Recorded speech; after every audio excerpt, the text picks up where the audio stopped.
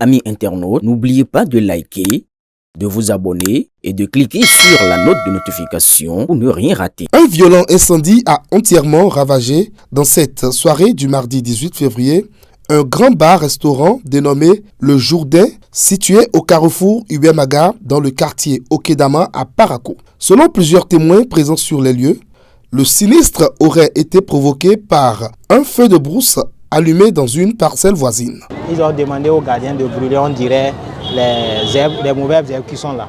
Bon, c'est par là, les mauvaises herbes là ont pris feu, ça a pris feu correctement. C'est par là maintenant, comme il y a du vent un peu, ça a déclenché pour aller sur les pailles de la buvette.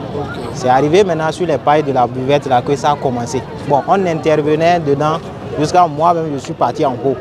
Ils ont amené l'eau, on était en train de déteindre le côté tout près là, quand l'autre côté aussi a commencé. On ne pouvait plus, donc on était obligé de descendre par là.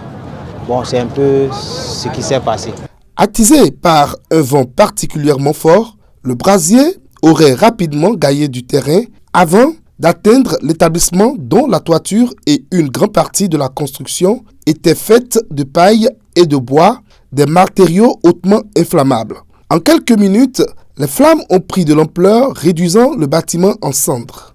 Alertés par les populations riveraines, les sapeurs-pompiers, appuyés par de nombreux jeunes du quartier, se sont mobilisés pour tenter de maîtriser l'incendie.